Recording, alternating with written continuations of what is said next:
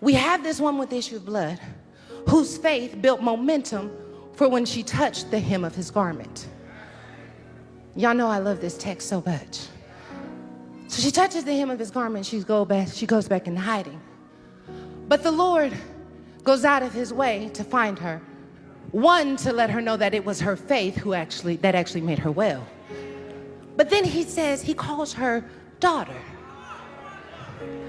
Now that is a paradigm shift.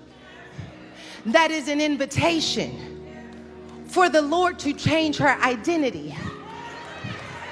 Because as a woman with an issue of blood, she would have been outcast, untouchable, would have had no sense of belonging.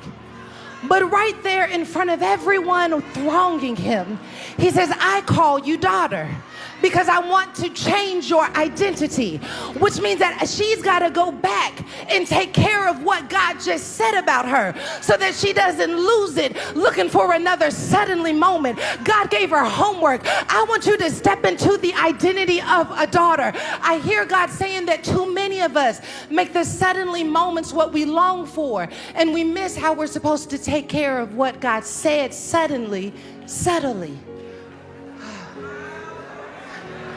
I wish I could say that. I hope I said that because I don't think I can say it any better than I said it. Stop asking God for another suddenly and ask God, how do I take care of what you just gave me? Listen, how do I nurture what took place suddenly? I want to feed into it. I want to take care of it until it becomes a part of my identity. Because it needs to become a part of my identity, because God doesn't just want to give us encounters. God wants us to have transformation. And if you're going to have transformation, it's not going to be because you sat up and just waited for suddenly. It's going to be because suddenly was bridged with subtly, and subtly was bridged with suddenly, over and over again. That means God gave me something and I took care of it, and it built momentum for the suddenly. And then I took care of that and it built momentum subtly. With no audience, with no microphone. The most important part of what I do is not when I get up here on Sunday. It's what I do in my prayer closet when you are not here, when my bonnet is on, when there are no eyelashes. This should be the easy part if I take care of what I'm supposed to do week in and week out. This should be the easy part. When you step into your suddenly moment, you won't be shocked. You won't feel like an imposter.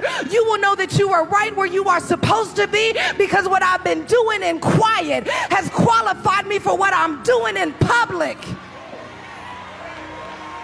What I've been doing in private and getting my thoughts together and getting my life together, it qualified me for the moment I stepped in. That would cure so many of us of imposter syndrome if we weren't getting up and faking it until we make it. But if we knew without a shadow of a doubt that I've done everything I can do to make sure that my heart and my words and my language and my friendship and my actions and behaviors are aligned with who I need to be in this moment, I am fully who I am supposed to be. I am fully who I have the capacity to be. And when God highlights something else that needs to grow and develop in me, I surrender to that, because what's more important to me than being known is being aligned.